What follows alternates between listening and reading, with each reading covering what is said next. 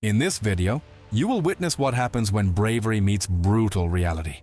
You'll ride along as a lone Ukrainian tank storms a village, only for the entire mission to go catastrophically wrong. You will uncover the dark secrets of a sniper rifle so legendary, its reputation alone causes terror.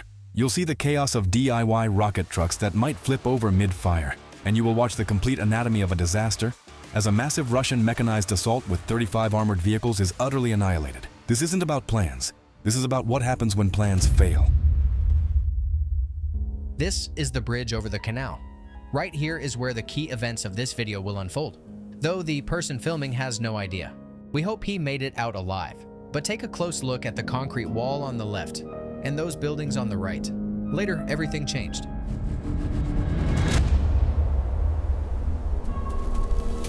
This is what that same street looked like after 300 days of fighting.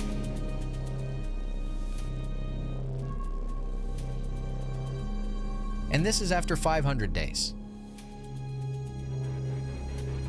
This is Chasiv Yar, Ukraine. It's smaller than Disneyland. By the time you're watching this video, the city has been under shelling for over 600 days. Drowned in smoke, no silence, no rest. Street battles are still raging.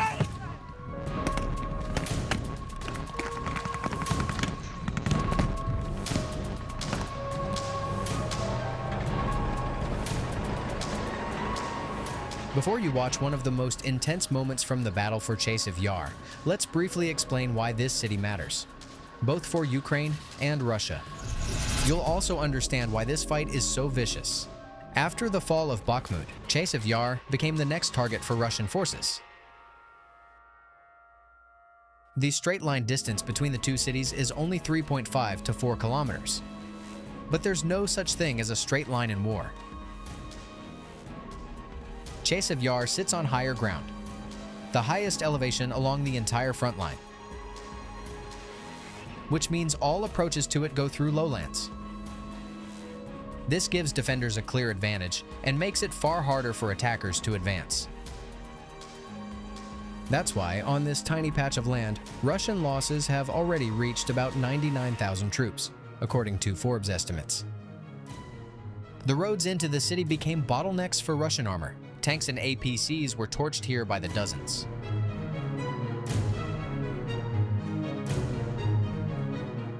But the main obstacle isn't the elevation. It's the canal that cuts through the city and its outskirts. And this isn't just any canal. It's a monster with 3 deadly forms. One section is an open water channel. Another is a subterranean pipeline. And the third consists of massive pipes laid directly across the open steppe. Trying to advance across the open steppe on foot, Russian troops used the water pipes as cover, grouping in clusters of 5 to 10 soldiers. From there, they slipped into the city in small groups, regrouping at predetermined spots where others were already waiting. This is how they built assault platoons of 20 to 30 troops.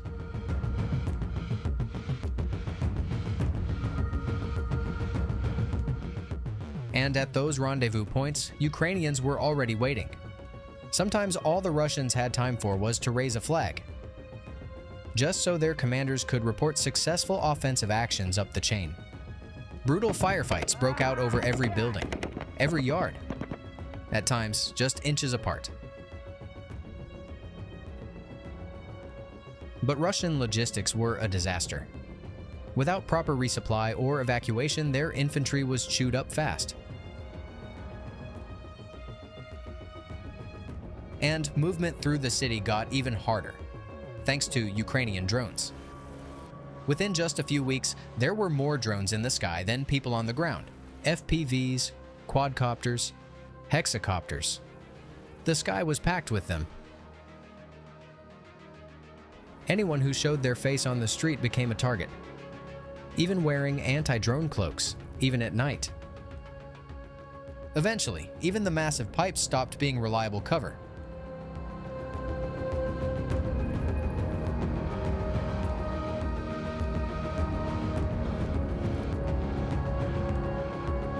So the Russians started digging. Little burrows carved by hand. small shelters for 1 to 5 people. But even those couldn't guarantee survival. With no supply runs, no rotations, and no way to evacuate the wounded, they couldn't turn the tide of the battle, no matter how high the losses climbed. That's why, by late January, the Russians gambled on a risky move. They blew up sections of the pipeline to create openings and stormed into the city mounted on armor. And this is where our main story begins. Before it kicks off, please subscribe to our channel and hit that like button, because in just a moment, we won't have time to remind you. YouTube's algorithm can be a brutal battlefield too. Thanks for understanding. So here we are, fog, low clouds, and what the soldiers call Syriac, the perfect conditions for an assault. That's why Ukrainian drones only spot the breakthrough after the Russians are already inside the city. Within minutes, FPV drones take to the skies. Moments later, Ukrainian artillery joins in. Some of the Russian airborne infantry fighting vehicles are hit, some disabled. The fight is on.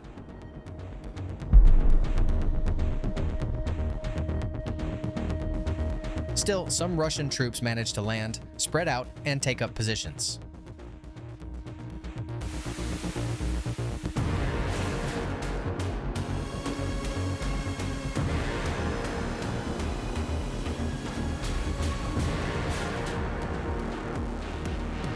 Ukrainians respond quickly, but poor weather makes drone strikes tricky. So, after about an hour and a half, a tank is sent into the landing zone. It creeps forward through the streets, as empty and silent as the halls of an abandoned building.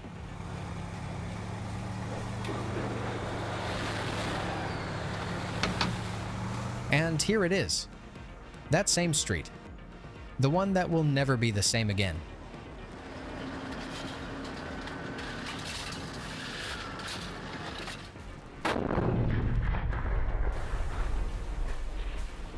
If not for the bad weather, this mission would have been suicide. But the same fog that grounds Ukrainian FPVs also blinds Russian reconnaissance drones, which guide their artillery. That doesn't mean the crew is safe. Elite Russian assault troops were thrown into the Chasiv Yar offensive. And they include plenty of desperate guys, the kind who'll stand up tall with an RPG and go for that one lucky shot. A direct hit, and a lone tank without infantry cover is toast. That's why Ukrainian tankers move carefully and methodically. AT-72 typically carries 44 shells, split charge rounds. Only 22 of those are loaded into the autoloader. It can fire 8 to 10 rounds per minute, but you've got to ration those shots, or you'll find yourself stuck reloading at the worst moment. Between gunshots, the 7.62mm PKT machine gun keeps pressure on the enemy.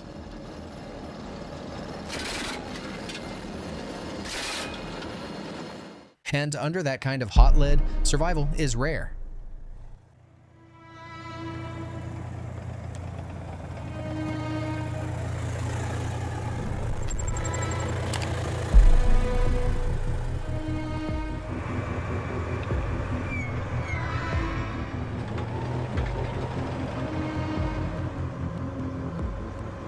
Here's the drop zone.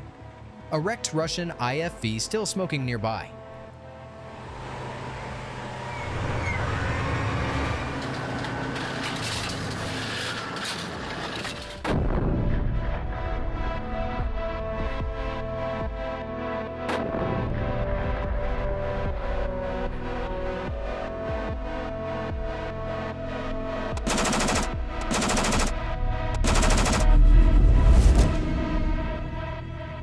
A few more shots ring out, and then comes the order to pull back.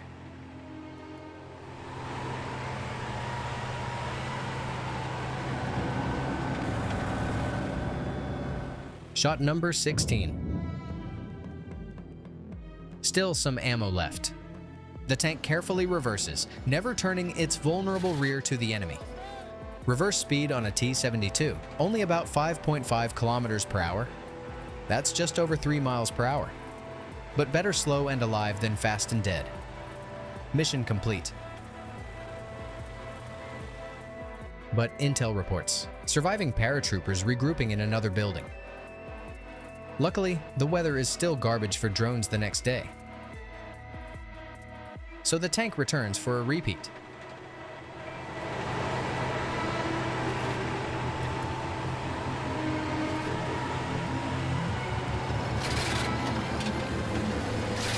$19.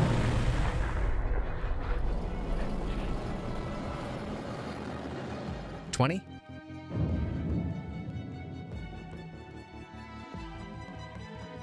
21. Looks like the crew's more confident this time. 22. That'll do. Time to head back.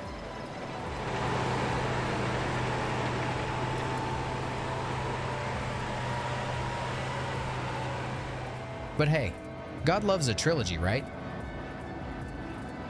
So yeah, the tank heads out again.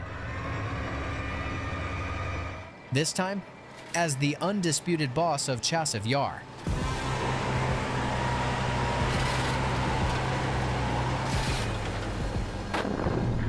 The guys who became tankers probably dreamed of steel duels and tank-on-tank glory. Instead, they're doing the dirty work.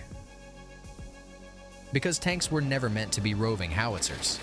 But were the Ukrainians expected this time? Shit just got real. Watch closely. After the 10th shot, an enemy FPV slams into the turret. That means another will follow, and then another, and then another. Time to pull out. You've seen what a swarm of angry FPV drones loaded with shaped charges can do to a tank, right? If not, check out our video how Ukrainian Leopard ambushes Russian convoy but runs out of shells. And if you want more like this, subscribe to our channel. You can have dozens of tanks, hundreds of armored vehicles, but none of it means anything without a guy with a rifle holding the line. Next day, the Ukrainian tank rolls forward again. This time, it's joined by an American M13 and a rare M80 from the former Yugoslavia. Their engines hum like echoes from the past. Inside the APCs, Ukrainian infantry. With a tank nearby, they feel safer. Its armor is a wall. Its cannon is a sledgehammer. A tank isn't a guarantee of survival, but it does remind you that you're not alone. If you've got a buddy, send this video to him. Let him know he's not alone either. And drop us a comment. What stood out, what didn't, what hit hardest. Have you ever heard of the frog leap tactic? No? Well, this isn't it. But in this video, you'll witness a Russian airborne unit making their own version of a frog leap, charging through smoke, explosions, and buzzing drones. The result? In just 3 hours, 41 motorcycles and 35 armored vehicles were destroyed. Think we miscounted? See for yourself.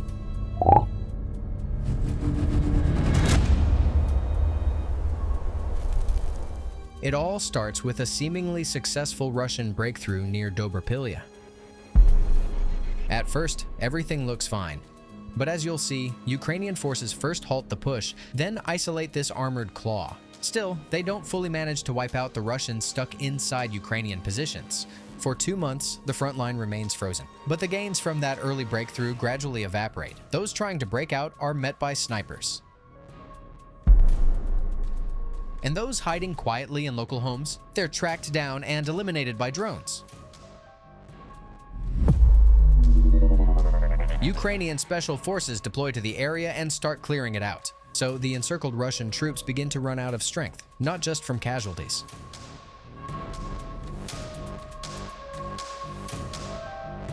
Food can still be scavenged from abandoned homes and root cellars, but drinking water? That has to come straight from nature. In just a few more weeks, the Russian foothold behind Ukrainian lines might disappear altogether.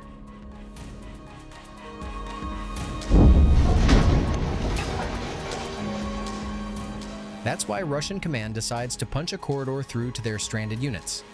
And this frog leap, it's to be carried out by Russia's best of the best, airborne troops. First, they stockpile vehicles in hangars near the front line, but the infamous grill cages, you know, the ones slapped on tanks, get a makeover, and this upgrade supposedly transforms combat effectiveness. Take a look at this particular barbecue rig. Yes, unlike earlier models that could only shoot forward due to fixed armor plating, this tank can rotate its turret. In World of Tanks, it would be a true collectible. The BMD-2 airborne vehicles also get upgrades, mainly with powerful electronic warfare systems. And those rubber side skirts? They're homemade, crafted from conveyor belts used in coal mines. These belts are made from fireproof, self-extinguishing rubber, meaning FPV drones-shaped charges can't melt through the armor. Even the soft-skinned vehicles get the same protection. Don't recognize these Russian off-roaders? Here's what they look like in civilian life. What do you think's inside? Yeah, we were shocked too. But don't worry, this video won't show any harm to animals. YouTube wouldn't allow it. So, this whole makeshift armor setup is supposed to shield the convoy from Ukrainian drones. Still, it seems the Russians don't fully trust their grills. So, they come up with a truly devilish plan.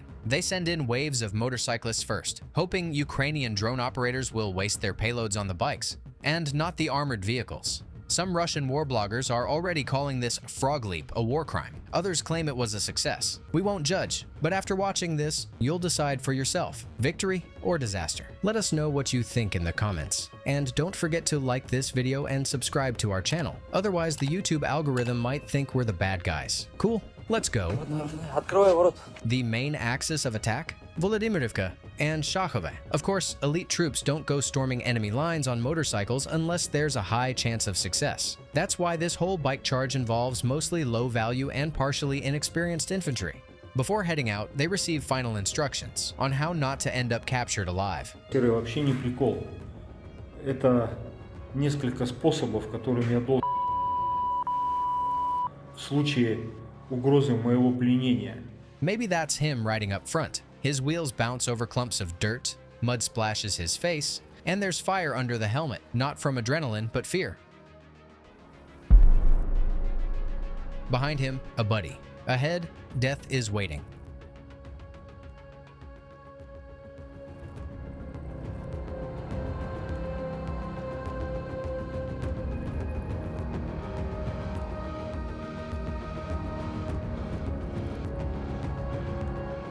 As you can see, most of the bikers in this bizarre bonsai charge never get the chance to follow that instruction. The order is simple: go until it goes boom.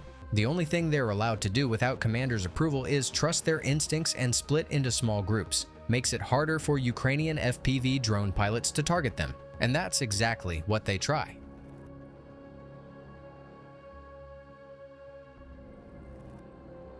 But there are still plenty of drones to go around. Flash.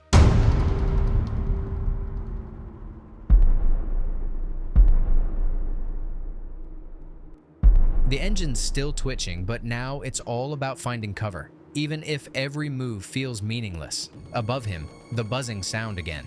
Quiet, relentless. He presses himself against a tree trunk just like the instructions said. Too late.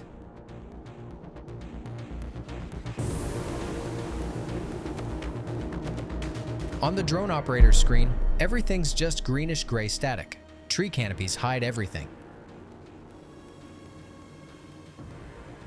But with experience comes the ability to spot not just movement, but the faintest skin, an uncovered face, a hand, a twitch.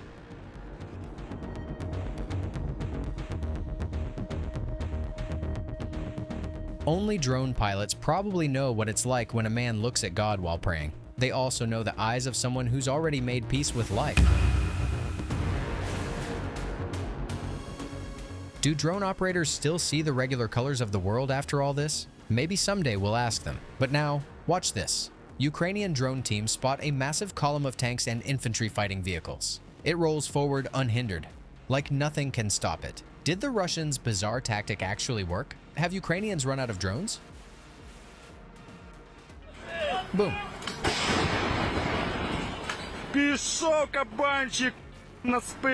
But wait, those aren't drone hits. Ukrainian artillery just received the coordinates and starts firing. The first shells miss. Still no drones?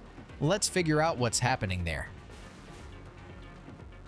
Meanwhile, here comes another convoy, pushing forward on a different road. But Ukrainians see it too. The first strike, a direct hit right in a cluster of vehicles. This time, artillery hits dead on. It's not just any cannon or rocket system. Looks like HIMARS. Yes, that's HIMARS. 3 vehicles hit in a single shot. Insane. And this isn't the first time HIMARS steals the show in this war. Check out our full video about it. It's already on the channel. But where are the drones? Both Russian convoys are still moving and closing in on their targets. Then finally, the second convoy runs into a wall of Ukrainian drones.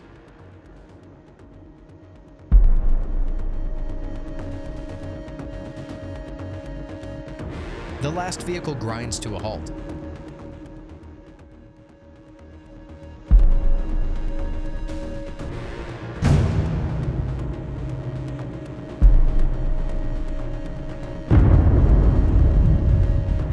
We can pretty much call it here. From this point on, drones will start picking the VDV troops out of the tree line one by one. Let's get back to the first convoy. So far, still no confirmed losses. Despite nearby explosions, the Russians stubbornly push forward. But now, the drones return to the battlefield, and nothing ever goes wrong for the Russians without these tiny killers showing up.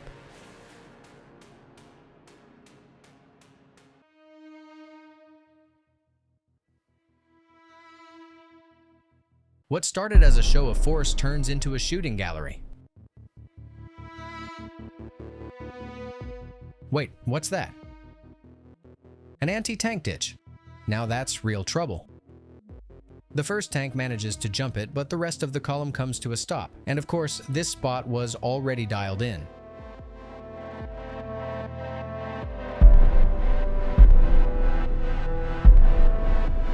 Can we call it over? Hold on. Some of the vehicles at the rear are turning around, but now the sky is thick with drones.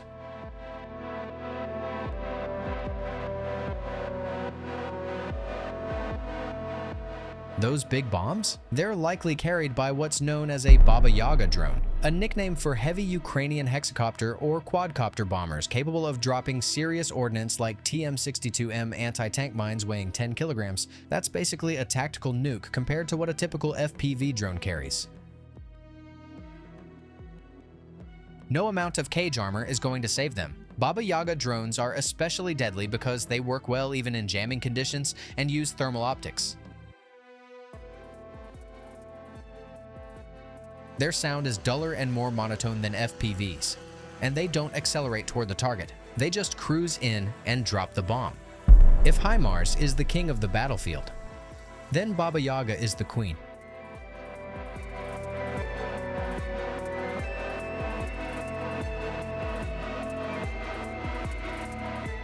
And in this forest, nobody's getting out alive, unless God himself steps in. But that's his business. We're staying down here. Now what happened to the tanks that did make it past the ditch? I see them. They're exiting Volodymyrivka.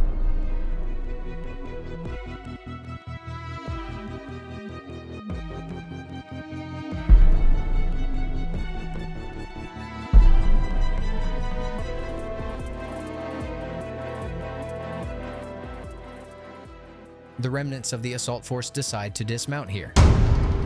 They've got no other shot at survival. From how calmly and confidently they move, they seem like experienced fighters.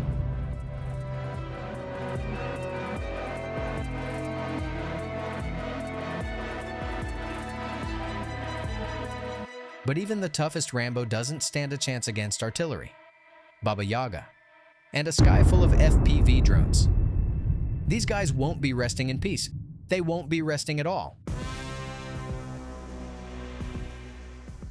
And that's it. The frog jump is over. The final toll? 41 motorcycles and 35 armored vehicles destroyed. But hey, you saw the whole operation play out with your own eyes. So what do you think? Why do some still call this a success? Drop your take in the comments. We're reading them all.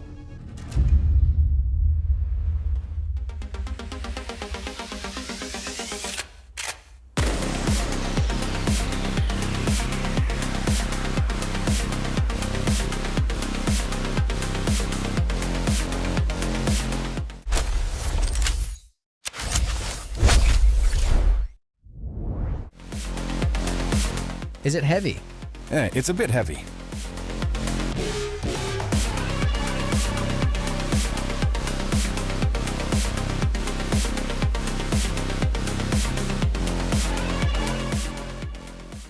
Welcome. This is the show What's That Barrel on Army TV. I'm Serhiy Lipko. This is Kalina, a sniper from the 4th Rubij Brigade of the National Guard of Ukraine. Good to have you. Good to be here.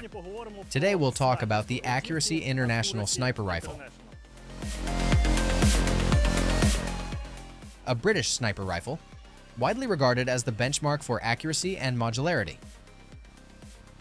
The company slogan is, "No place for second best." There's no room for second best here. The AXMC is built from high-quality materials that give it exceptional reliability and durability even under extreme conditions. Almost every part is made and fitted by hand, so every Accuracy International rifle is unique.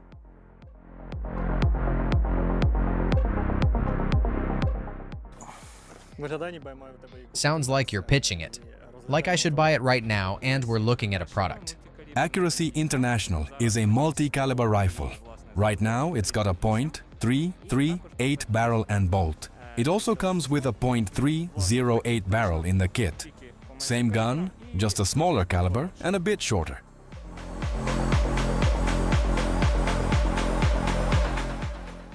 Here's the rifle itself. Fully assembled with the magazine and ammo, it weighs about 10 kilograms, roughly 22.0 pounds. It's like the Ferrari of .338 rifles. Of all the guns I've used, this one's my favorite.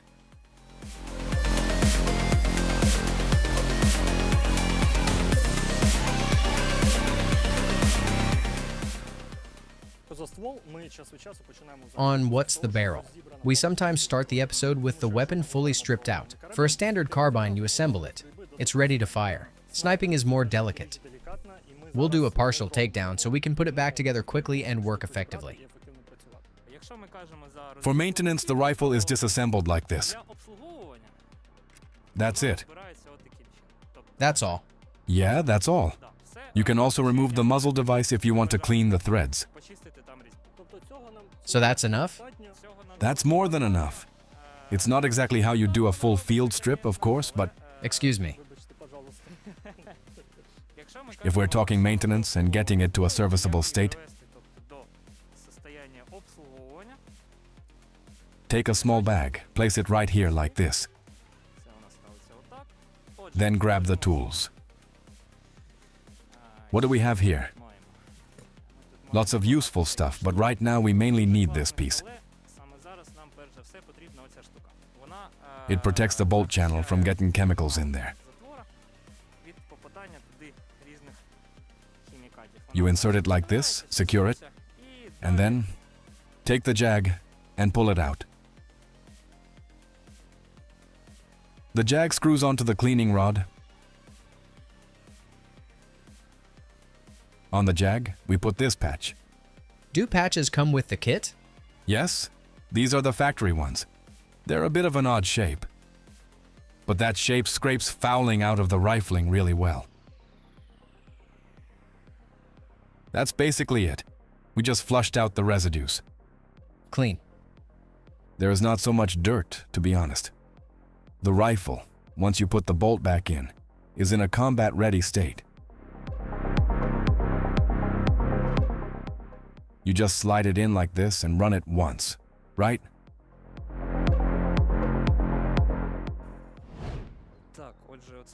So I don't think we'll need this anymore today, hopefully. We pull this out, and in its rightful place goes the bolt.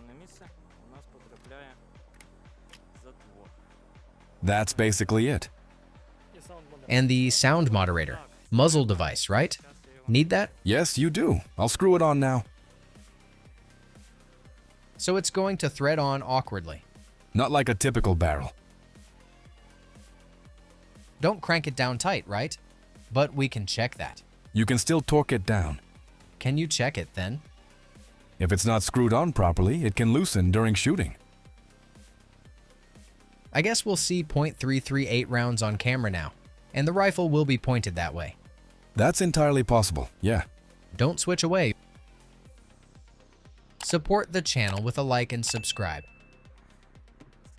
We don't need that.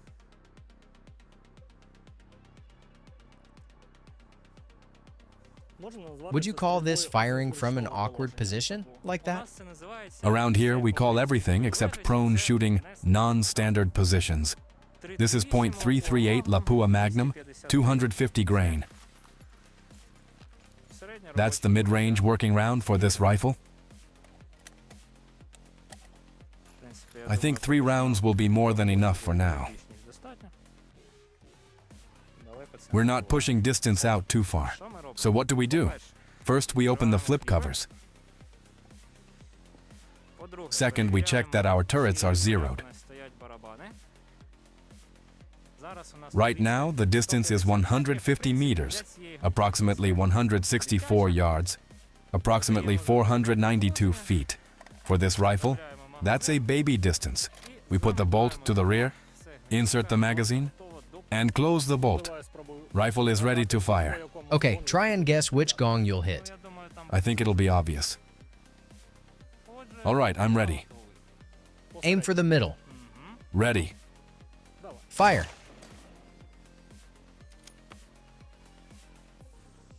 Yep, that .338 comes back at you nasty. Yeah, it hits unpleasantly, very painful. I don't know, probably very painful.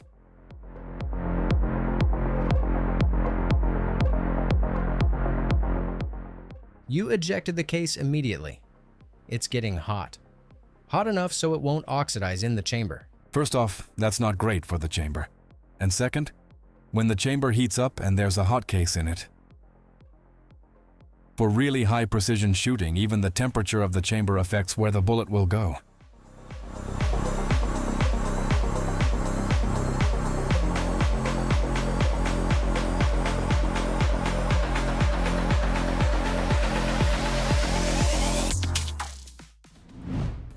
One time could be a fluke, twice is already a pattern.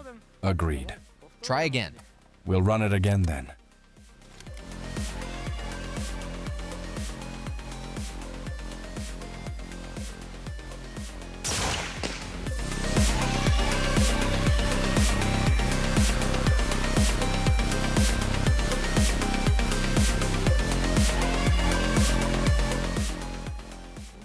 Well, that gong over there looks a bit off, I think. How's the recoil? Recoil. Look, if you haven't worked with this rifle before, you'll need to get used to it. But once you do, there's really no problem. The rifle doesn't buck all over the place. You just have to get your position right on it, and then it behaves. I've never fired this rifle. Think I could try to get used to it now, one go? Sure, no problem. I'll give you the spot. I should say I'm left-handed. It's about the friendliest rifle you can get for a lefty. Basically, yes. No real issues there. Only thing is the bolt locks from the other side. I'm seeing a little wobble. Yeah, a bit of wobble. Which side are you seeing it on? Is it on one side or all the way around the reticle? Almost all the way around. If it's almost all the way around, you need to either push your head a little forward or pull it back a touch. Oh, I pushed my head forward, and it locked in. Now insert the magazine. Push the bolt forward and lock it. Right hand on the stock, on the sandbag. You want the rifle to sit as stably as possible? Let it rest evenly on that bag.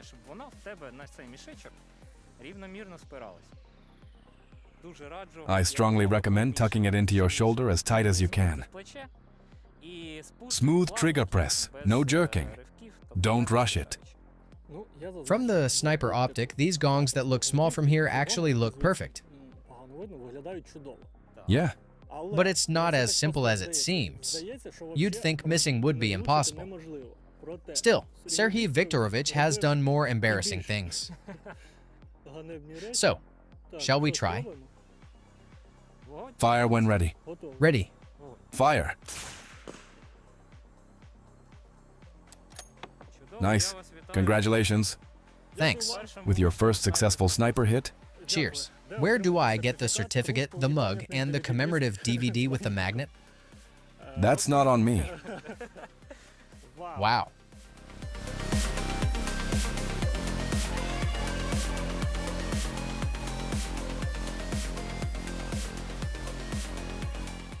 Maybe it was the adrenaline, maybe you're coaching. I didn't feel the recoil at all. That can happen. Wild.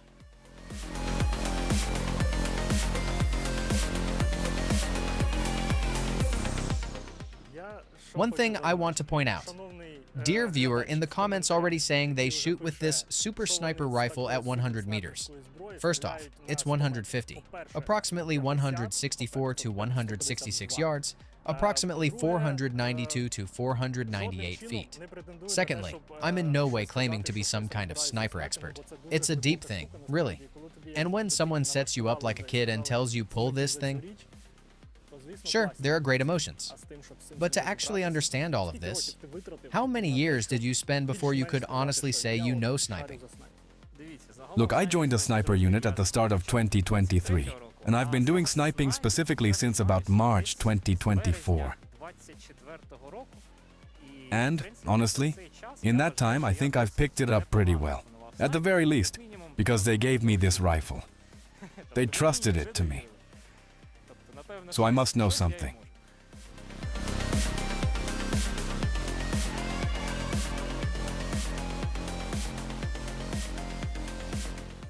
Folks, if you're into precision weapons, aesthetic, professional, are there openings for snipers? Of course, of course. We welcome anyone who's keen. We'll teach you everything, show you everything. Cool guns, slick moves. Get in touch with us and your life will be fine. Probably.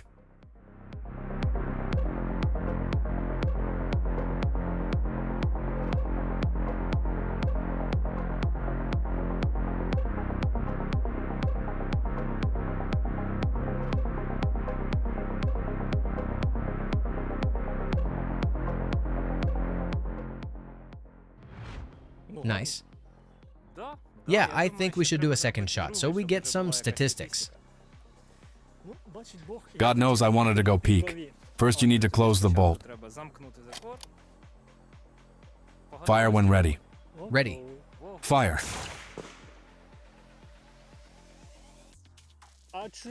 Did I hit, dear viewer?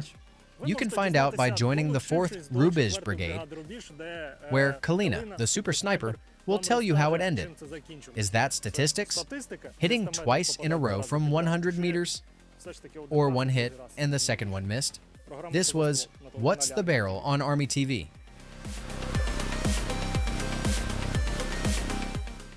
We'll shoot 16 takes. We'll be back on the weekend.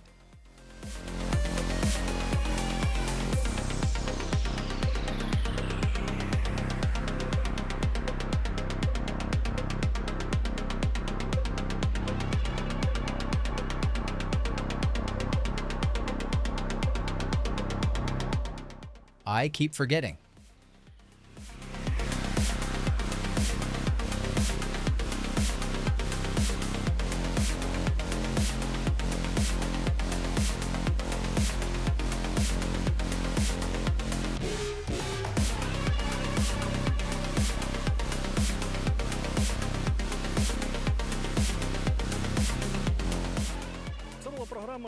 That was What's the Barrel on Army TV. As you can see, we're slowly getting into precision weapons and the specialists who fight with them. As always, you can write in the comments who you'd like to see on the show, and most importantly, which weapons you'd like us to cover. And subscribe to our channel, hit like. See you next time. War doesn't stop for silence. It doesn't wait for morning or for someone to finish their coffee. It erupts. The very moment one side thinks the other isn't watching. Sending you the coordinates now. They landed on the eastern side in Katerinivka. Katerinivka, a small village in the Toretsk sector. Today, it's about to become a killing ground.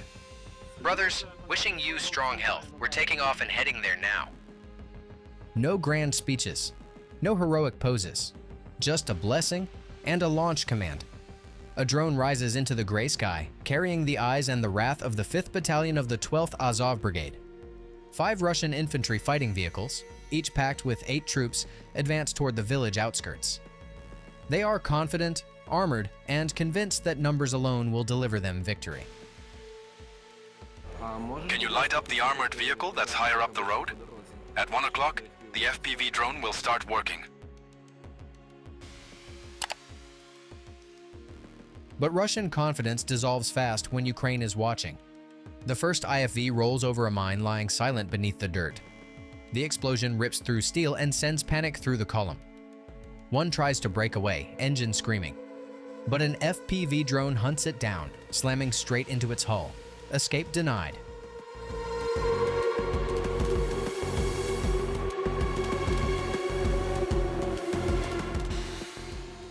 Distance means safety.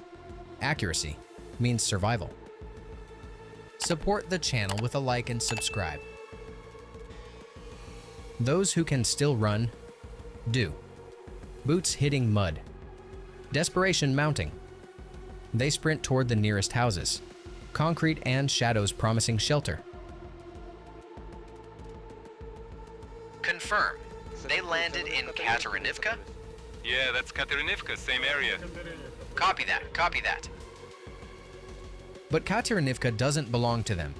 And in 2025, buildings are not protection. They are coordinates. 3 infantry fighting vehicles that reached the village, already marked. The Russians scatter into basements and bedrooms, thinking they've escaped. Instead, they've only entered the next phase of their defeat. Brother, tell me, besides that one marked with a cross, the upper and lower houses, does the lower one have a basement too? Where do we drop? Buddy, they also unloaded to the right side of the vehicle. Every door and window becomes a target reference. Every step they take is watched from above. Pilot, move off the armored, shot incoming. Artillery joins the assault, a synchronized strike from ground and air.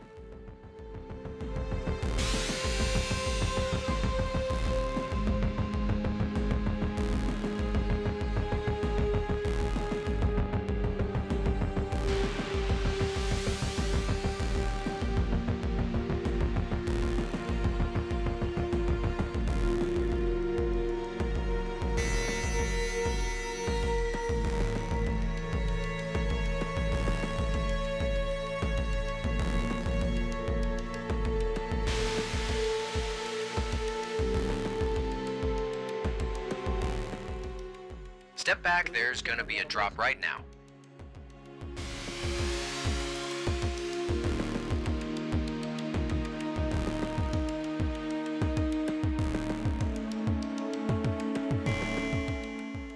A drone arcs downward, and a doorway erupts into splinters and dust. Silence follows, the kind that confirms a clean hit.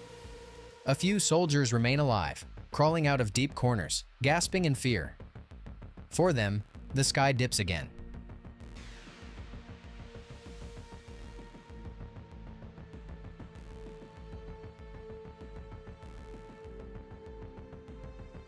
Pilot, we've got a launch flight at 20. Launch Flight 20, copy. Drones are precise. They don't hesitate. They don't miss.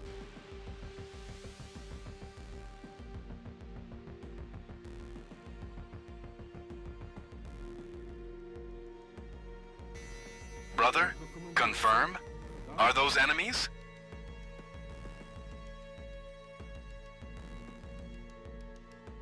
Is that one wounded or KIA? Please confirm. Wounded means danger, and danger must be removed. One correction, one strike, one less invader on Ukrainian ground, 5 armored vehicles, destroyed, 40 Russian soldiers, eliminated.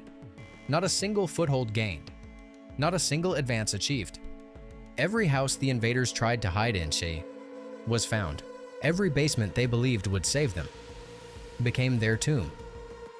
Every step onto Ukrainian soil, became their last.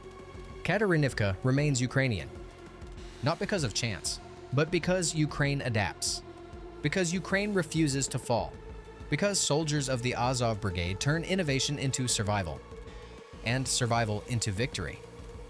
War is a test of evolution, and Ukraine is evolving faster than the empire trying to erase it. They wanted a quick offensive. What they got was a lesson. This land does not welcome them. This land destroys them. And today, Katarinivka proves it once again. Not 1 meter given. Not one invader spared. This is how towns stay alive. This is how maps stay the same. This is how Ukraine wins. One failed Russian assault at a time. If you stand with Ukraine, let these soldiers hear you. Hit like so their story spreads farther. Comment to honor the defenders of Katarinivka, and subscribe to stay on the front line of truth. Your support makes their voices louder, and Russia's propaganda weaker. The story of this war isn't written in Moscow. It's written right here, in places like Katarinivka. And the ending will be decided by those who never stop defending home. Ukraine endures. Copy, hold, hold, hold. Move, move, move. Weapons, hands up. Hold the medkit.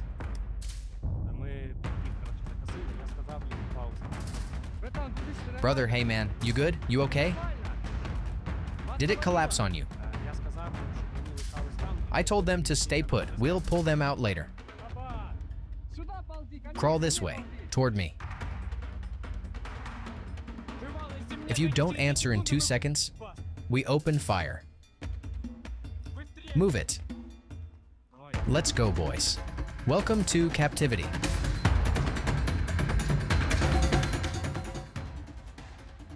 Move right, immediately. Basement on the right. See it? Yeah, I see it.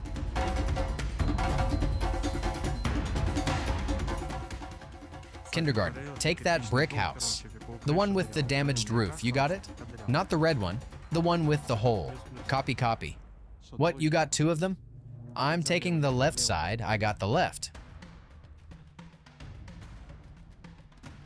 Secured, secured.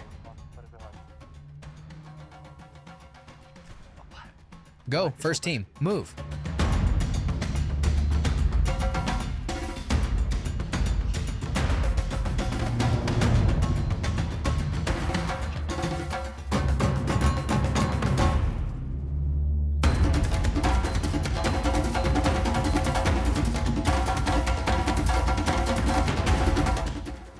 Clear.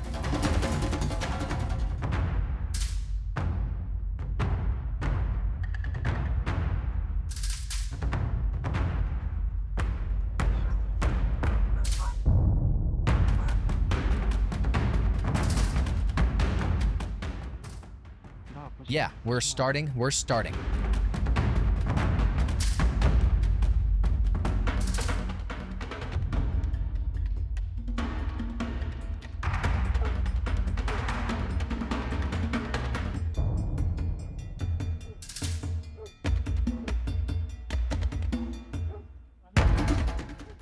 To the basement. Basement, go. Anyone down there? Did you see any soldiers? You here alone? Haven't seen anyone at all? You don't want to leave? You don't? Why not? With what? What do you mean? We can get you out. No, you will get out, no doubt about that. But what about us? Are we supposed to just stay here with our hands out? No, there's an organization helping with that. You'd be shocked how many people we've already evacuated from here. We keep in touch, I know. Talk with the neighbors all the time. Everyone's complaining. At least no one here is trying to beat you. Yeah, that's true. What can I say? We've been living in this basement for 7 months straight. Damn, 7 months? Come on, don't make it worse for yourselves. Let us get you out. No, we'll stay. Why though? What's the point of staying here? And what's the point for you if we do?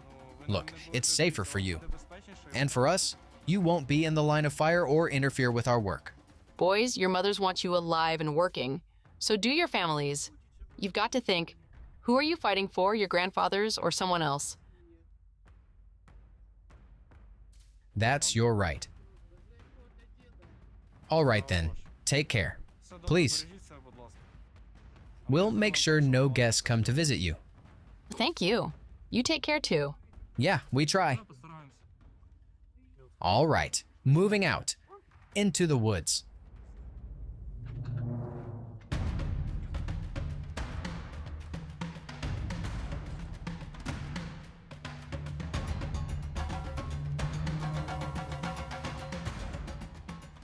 Clear. Clear.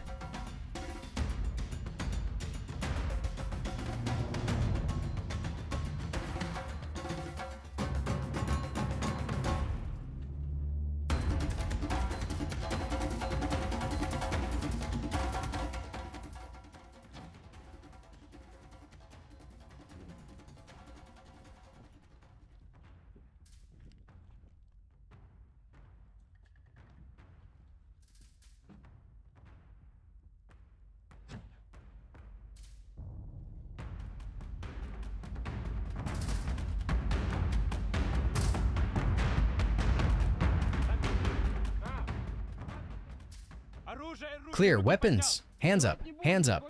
We're not going to kill you if your hands are up. You've got 10 seconds. Come out. Don't be afraid. We're not going to kill you. Raise your hands. Hands. Crawl this way. Crawl to me. Crawl to me. Quickly. Crawl to me too. Come on. Come on. Where's the third? There's no third, 2 of us. Come to me. Faster. Faster. Faster. All right. Stand up. Stand up. Stand up.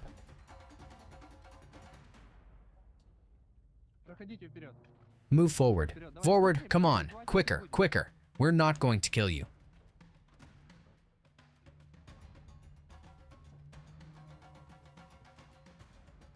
Good. Come in. Here's a medkit, and another medkit. I'll check what they've got here now. Here's another medkit.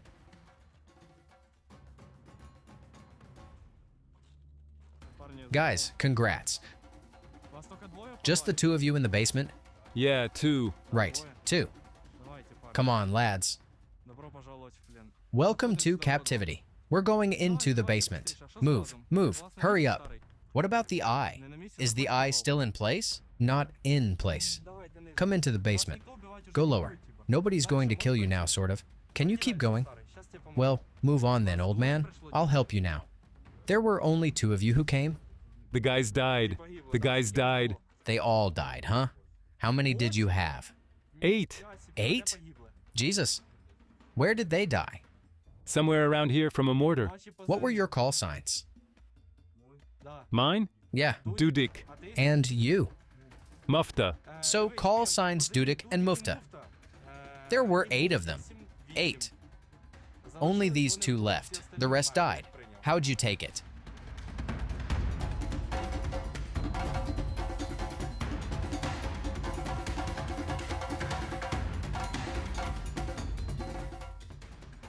Bang.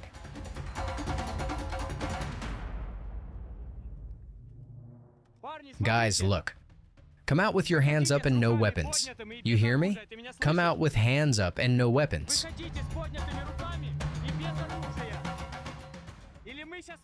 Or we'll toss a couple of grenades in there. You copy, guys? Come out with your hands up and no tricks. Or we'll throw in another TM on you.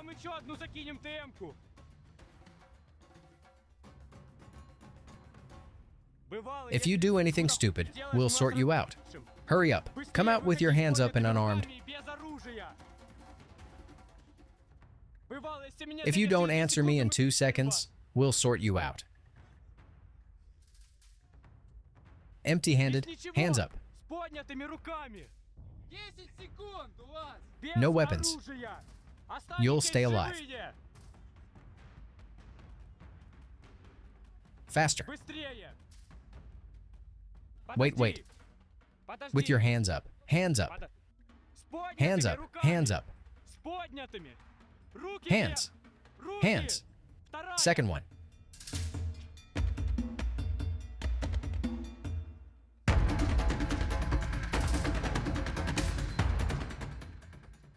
Get on your knees and stay there. All right, come out, hands up. Okay, okay. Calm. Come here, here, here. Hands, hands, hands. Okay, 2 of them are with us, 2 of them. Pulling back to the FISHA. Over. Guys, we won't shoot you, just no sudden moves. That's it. Move, move, move. Keep the pace, keep the pace.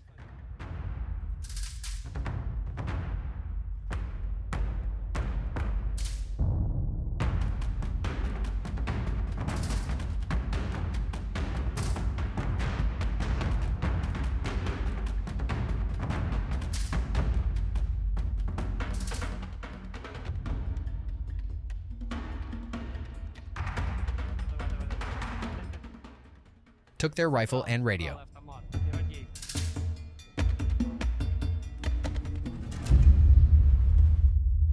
We bet the guys who built this mini MLRS grew up loving DIY videos and Transformers movies. Now they're creative soldiers who turned an old cousin's pickup and scrapped launcher tubes into real firepower. Don't laugh too soon. These Frankensteins are giving Russians serious headaches. Otherwise, why would enemy drones be hunting them day and night? You have to listen carefully. FPVs can reach here on fiber optic control. And Lancet flies quietly. And respect to these men from every car repair shop, because they went further and mounted an MLRS on an old BMW. But don't fall in love with these beasts just yet. One pickup literally flipped over when a rocket jammed in the rail. The crew was lucky they were trained and stayed outside the vehicle, or else they'd already be sharing drinks with the angels. In this episode, we'll figure out what these DIY MLRS are really worth. Do they bring more benefit or danger to the crews? And for our most loyal viewers, stick around until the end. We'll show you how Ukrainians converted an American Humvee into a rocket launcher. That pickup you saw flipping at the start? Not just a blooper reel. This was a deadly minus. The soldiers nearly killed each other. What saved them? Magic, luck, or engineering? That's thanks to the wired control cable. It allows the crew to move to a safe distance during firing or while waiting for targeting adjustments. The idea of separating the firing console from the crew cabin isn't new. It was baked into the very first MLRS designs 80 years ago. Nobody wants to sit inside a pickup with custom rockets overhead and gamble that none of them misfire. Add Russian FPVs and Lancets circling constantly above, and you get the picture. That's why engineers figured out how to fire remotely with something as simple as batteries. And yes, it looks like this. In the launch pack, there's a special section. It connects to the vehicle, but it's independent. It has small batteries. Just 2 batteries are enough to launch a salvo, and they can do it multiple times. They send the impulse to the launcher, and the rocket fires. Even if the vehicle is damaged, you don't need to keep the engine running. But the best way to avoid becoming a target? Fire fast and vanish even faster. These crews are so sharp they can rain rockets in minutes, and Russians don't even have time to trace the launch site. Want the numbers? Here you go. Depending on the situation, usually 3 to 5 minutes. Including launch? Yes, And firing all 16 rockets? around 35 to 40 seconds. Mobility is the killer feature of these mini MLRS. Their crews, straight out of Mad Max, dash in, unleash fire, and disappear into the steppe. I'll put it this way. The main advantage is mobility. This system can drive anywhere it's needed. Mud, swamps, whatever. You name it. Mobility is our life. Support this video with a like. It keeps us going and lets us bring you even more raw stories straight from the modern battlefield. Who do you think is the biggest enemy of pickup-mounted MLRS? Russian drones, artillery, or minefields? You'd be partly right if you said all of them. But the deadliest foe is spring or autumn mud, which sucks a vehicle down like quicksand and refuses to let go no matter how hard you try. To avoid that nightmare, these guys picked a pickup with a reliable gearbox. Still undecided between manual and automatic? Then listen to what the soldiers themselves say. Yes, the gearbox here is a manual 6-speed. It's a fast vehicle. We can drive up quickly and just as quickly leave the firing position. The troops treat their pickup like a soulmate. Their survival and comfort at the front depend on it. Take a look at how they customized the cabin. Tell us, doesn't it deserve respect? What's interesting here, specifically for military use, is that we don't need to tape over the headlights. We've got special switches. At night, we can shut them off completely. There's a built-in compass on the dashboard screen. We've also got special sensors that show the angle of the vehicle, how it's sitting, tilted up or down. Those sensors sometimes help us with firing because the vehicle might be parked slightly downhill or uphill, and we factor that in. Everything closes up, everything hides for night driving. But don't get too enchanted by these muddy war machines. Ukraine's mini MLRS didn't appear out of luxury. They were born out of necessity. With a constant shortage of heavy firepower, Ukrainians started mounting rocket pods for S-8 unguided rockets, both Soviet aviation pods and new locally built Savalka. They even found trophy pods from downed Ka-52 attack helicopters and spare tubes from enemy MLRS. Just look at the face of this Ukrainian fighter. Pure joy as he takes on Russians with their own captured weapons. Thanks to the volunteers from the Russian Federation, these tubes are theirs. We borrowed them. They don't need them anymore. We had a pickup, but before that, fundraisers and a month and a half of patience.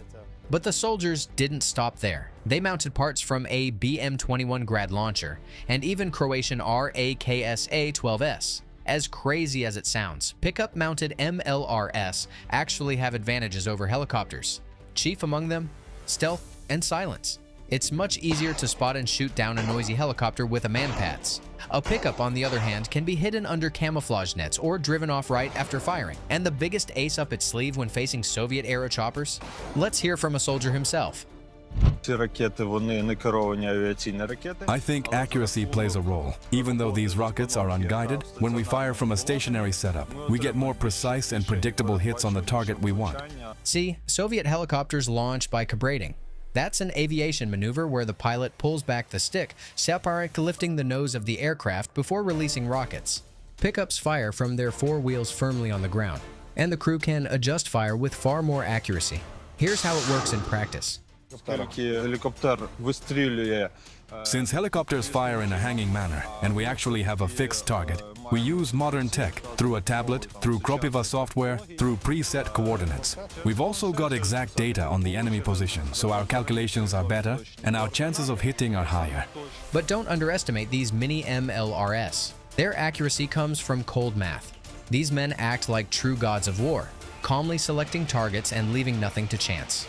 They go through the same routines as any artillery crew. We drive up, measure out the firing position. We've got a target, we calculate coordinates, set everything to 0. We get the azimuth, take aim, and on command, we fire. 4 rockets if no correction is needed. If correction is required, we fire one at a time. And the similarity with a BM-21 Grad isn't just the rockets. It's the crew size too. The crew is 3 people, a gunner, a calculator who works with the Kropiva software, and the driver. These improvised launchers won't win prizes for accuracy, but they don't need to. They fire high explosive fragmentation rounds that burst into 2,500 shards of hot steel. Who wouldn't hate to be on the receiving end of that? This soldier puts it simply. Every time enemy infantry or reserves move in, or some enemy vehicle is spotted, this machine gets to work at the first signal. Subscribe to the channel so you don't miss more exclusive frontline stories from Ukraine's war. The next hero of our story got a very responsible mission. Ukrainian scouts spotted a massive concentration of Russian infantry. And thanks to this story, we've uncovered one of the biggest advantages of mini MLRS. Which one? The cost of a single rocket fired at those infantry is just a few $1,000s at most, far cheaper than the $40,000 Russia pays for signing one contract soldier. Enemy manpower.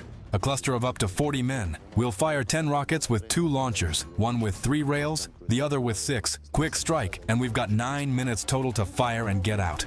So, Russian infantry better think twice before pushing toward Ukrainian lines. Because while their EW might jam FPVs inside the kill zone, there's no defense against a rocket salvo like this. This modification is the C8 TER. We can engage targets from 8 to 10 kilometers. And you can fire them one by one? Yes, we can fire single rockets or unload the entire pack of 16. These crews actually interned with the best rocket artillerymen, the guys running full-sized BM-21 Grads, to hit Russians even at distances once considered safe rear areas. Дистанция стрельбы Our firing range is around 14 to 15 kilometers. We set up at that distance and engage the target. This system is basically a mini-grad, a mini BM-21, and its kill zone is much larger than anything from small arms, because each rocket has a blast radius of about 200 meters. And do you smell that sweet scent in the air? Time for dessert for our most loyal viewers, the long-awaited story of the American Humvee MLRS. But warning for anyone allergic, this dessert smells like napalm, not vanilla. Ukrainian volunteers turned 40 Humvees into Iron Frankensteins using instructions straight from the internet. Not clickbait. See for yourself. We went to American websites, found the manual for this vehicle, checked the wiring we needed, hooked everything up. The rocket launch works off an electronic impulse. Basically, you feed that impulse into the rocket. Here's the safety, here's the power. Volunteers also learned from earlier prototypes and added an extra safety cutoff to protect the crew in case of surprises. They used a shielded heavy-duty cable, so even if you drive over it, it won't break. The launch panel looks like this. It's got protection against accidental firing. Rockets only launch if you hold this button down. And here's the first feedback from soldiers who've actually used these Humvees at the front. Two pieces of news, good and bad. The good one, Russian infantry riding in armored vehicles now panic at every whistle in the sky. The bad one, there are no Humvees left to convert since volunteers bought up every single one available. Mobility, stealth, effective, very effective for precision strikes. When drones spotted enemy armored vehicles or infantry concentrations, we used these to hit them. We burned Russian field depots and destroyed armored vehicles. In our view, pickup MLRS have become a fascinating piece of battlefield engineering, born from necessity in a war where every resource counts. But what do you think? What's their greatest advantage? Mobility, accuracy, or the variety of launch setups? Drop your take in the comments.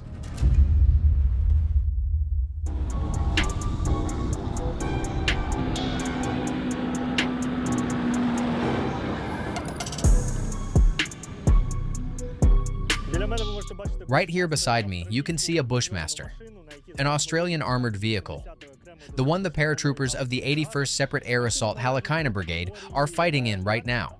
This vehicle falls into the MRAP category.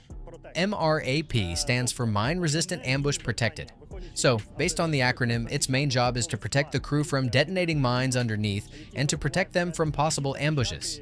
In other words, if there's a shootout, this armor is supposed to take the hit.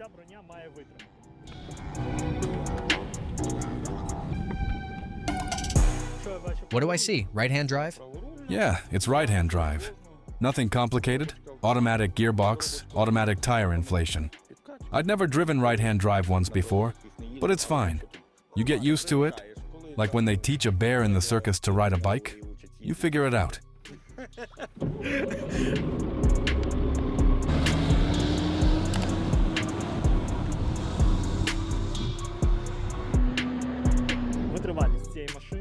The vehicle's resistance to blasts from explosive devices is achieved because it has this V-shaped hull. The blast wave is deflected and runs out to the sides.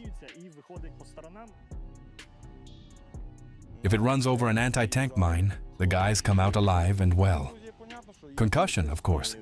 It doesn't pass without consequences. But the main thing is hands, legs, head are in place.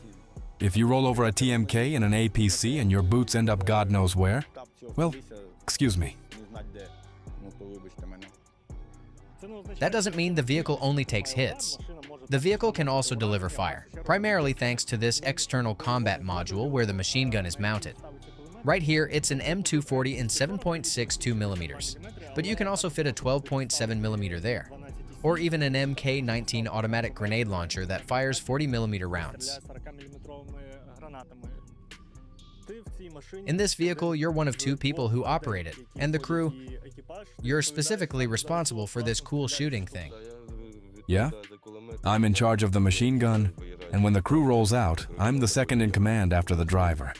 Like, if God forbid something happens, I swap into the driver's seat and we evacuate the point. The remote weapon module is driven into position, powered up. Joystick, monitor. The machine gun is loaded from the ammo box remotely. Everything's fine. You see the sight here, so you can shoot day and night. Like in an aircraft, you move left-right, up-down. It's like a computer game. You look, you shoot. If you don't see, you don't shoot. Or if you don't see, sometimes you still shoot. That happens? And what are you shooting with? What do you have mounted here? 7.62 M240, and you manage the trigger. I mean, you do the trigger pulls, and the caliber counts. Weight is about 12 kilograms, 12.5 they say sometimes, so around 26.5 pounds to 27.6 pounds. It can be used as a shoulder-fired gun or as a mounted automatic, like you fire it from the vehicle. So if you get the urge, you pop up here, stick your head out and go. Yeah. There are times when nothing works, you jump out, grab a belt, and go. And where I asked you earlier, I said, how's the armor? You said it makes noise when it drives. Well, today we were rolling out, getting ready. We saw a flash. It hit, you know? Like a bang, that's it. Hatches closed, we held. Yeah, like ballistic stuff from the machine gun, so... Well, a little something, nothing major. That's the shrapnel stuff. And on the Bushmaster, on the sides, it's like a capsule. It kind of stops the fragments because it's... Yeah, a little messed up, but it holds. The Russians used to think the driver sat on the left, not the right, because it's an Australian vehicle. And then when they realized the driver sits on the right, they started hitting the right side more. Well, the glass holds. Support the channel with a like and subscribe. Inside the cabin, you can see 9 seats. That's where the infantry or airborne troops can ride. Visually, if you're looking at it now and thinking, damn, those look like leather seats. Must be comfy as hell. Well, yeah, in person, that's exactly right. They're surprisingly comfortable, and there are proper seatbelts here too. The floor is designed smartly as well. Aside from what we already mentioned, it's V-shaped to deflect the blast wave if the vehicle rolls over a mine, for example. And here, interestingly, it's not bare metal. I don't know if the mic picks it up, but underneath it's basically like a giant mat. A thick rubber liner, if you can call it that helps absorb and dissipate the explosive energy from below, giving the crew a better shot at surviving the blast wave. The vehicle is tall, and at first, when we saw these things, many of us, including the troops, said, that's too high of a silhouette. It's not practical at all. But as the war proved, and real combat always tells the truth, the height actually saves lives. That elevated silhouette means the crew sits higher, above the detonation zone that forms when a mine goes off under the vehicle. And because of that, soldiers inside have a much better chance of walking away alive. Right here, you can see the hatches. They open up like this. And from here, the troops can fire their weapons while the vehicle's on the move. So, ladies and gentlemen, welcome to the 81st Separate Air Assault Halachina Brigade. Make yourselves comfortable.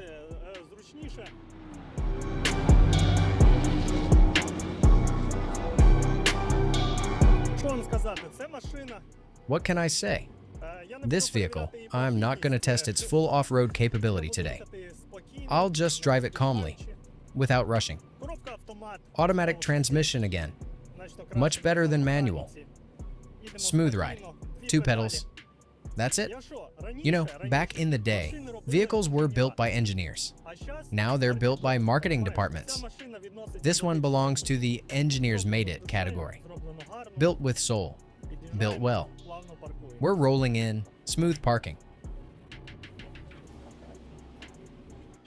So, big thanks to the paratroopers of the 81st Separate Air Assault Halachina Brigade for showing us the Bushmaster they're fighting in. And of course, thanks to the Australians for giving the armed forces of Ukraine vehicles like this. We'd sure love to have more of them, but still, thank you. Take care out there.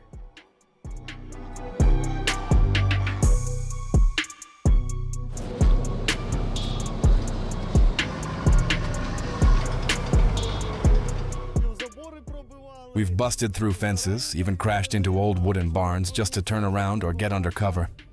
Those hay sheds, they're basically like hangars. You drive in, the main thing is to stop dead center.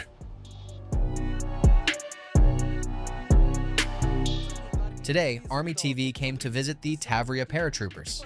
The crew of the 79th Separate Air Assault Brigade is carrying out missions in an Australian-made MRAP, the Bushmaster. What I really like about it It's agile, snappy, and has an independent suspension. Out here in this terrain, in all this off-road mess, it handles itself confidently. The crew feels safer inside. It's a solid machine. Even when you're firing the mounted machine gun, it eats up the bumps as you're rolling. Even during casualty evacuations, it doesn't shake you to hell and back. The paratroopers sitting in the back, they feel stable. They're not bouncing all over the place. In short, good vehicle, damn good. The armor keeps up with the pace. It can take a hit from an anti-tank mine without losing the crew. The blast might tear off a wheel or cause some other damage, but the people, the troops, the gear, all stay intact. There's also a winch, right in the middle, see? It's designed to be used from both ends of the vehicle. You can hook it to the front if there's something solid to grab onto. It pulls you right out. Then you can detach it and hook it to the back if needed. If you get stuck somewhere, you just check what you can latch onto. Hook it up, and the Bushmaster pulls itself free. The vehicle weighs around 15 tons, approximately 33,000 pounds, and the winch is rated for 20 tons, approximately 44,000 pounds. So yeah, it hauls itself out without breaking a sweat. Have you actually had to use it? What, the winch? Hell yeah. I can't even count how many times. We've used it to pull ourselves out, to help others, to drag stuff. Even helped load vehicles onto trailers. It's a damn useful thing. You've got a two-man crew, right? You and your partner. Both drivers? Or is one of you more of a navigator? No, this has to work like a single organism. He's a driver, I'm the second driver. He watches the road, I watch the sky and the flanks, and same way, he can swap. I take the wheel, he rides shotgun. It's one crew, one system, working together to get the mission done.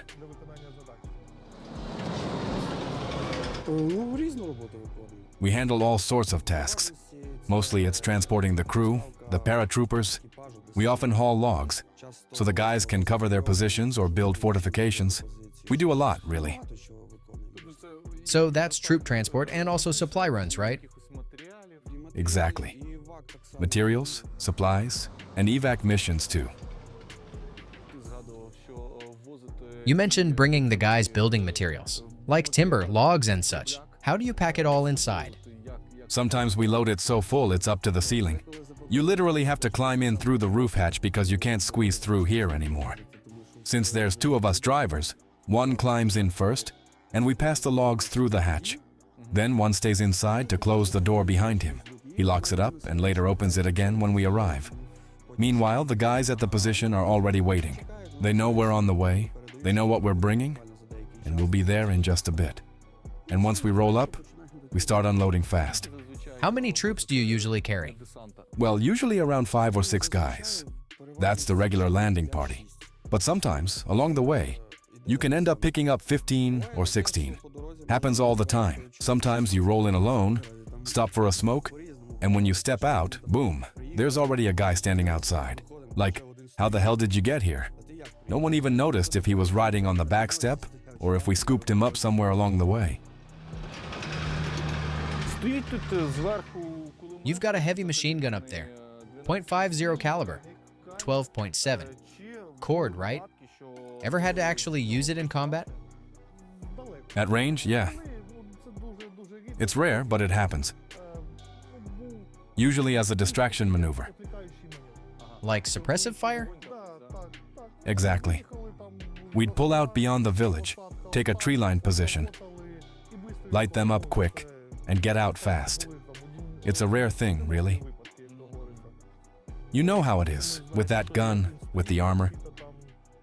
Even when you pull it off, your hands are shaking after, heart's pumping, adrenaline's rushing. You fire from a fixed position? Or have you ever tried shooting on the move? No, mostly from position. We'd roll in, hide in the bushes, open up from there, and move out. If you try that on the move, you can get thrown off balance, the vehicle can shift, and you could end up hitting your own guys. It's not a remote module. You're standing there, gripping the gun yourself. It's rocking side to side, and that's a .50 caliber. It's a beast meant for long-range work. Not easy to handle, especially trying to fire on the move with a machine gun mounted on a Bushmaster. Pretty damn hard. Almost impossible, I'd say. Because you've got to keep yourself balanced, aim at the target, and stabilize the weapon at the same time. Not exactly a simple thing. It's got serious power, and plenty of speed too. She'll go about, 100 kilometers per hour, roughly 60 miles an hour. You won't go faster here. This is Donetsk. Swamps, mud, all that crap. No point pushing harder, you'll just lose the vehicle in a bog or a ditch somewhere. It's 15 tons of steel. You don't just control that easily. Everyone's got their own driving style. You and your buddy, your co-driver. Do you drive about the same? Nah, every driver's got his own thing. Some push it harder, some drive a bit more carefully, some are better with the vehicle's dimensions, some misjudge them now and then. There's no way everyone drives the same. Each man's got his own style. And you? Are you the type who pushes harder or the careful one? I'm the one who pushes harder. Nice. In peacetime, in civilian life, sure. You're careful, you take care of your ride. But here, you've got to understand. The slower you move, the more time they have to lock onto you. You can get targeted, a drone can catch up to you. No matter what kind of VW system you've got. So out here, you're not just protecting the vehicle. You're protecting the guys inside. Exactly. The mission's to complete the task and keep the crew alive.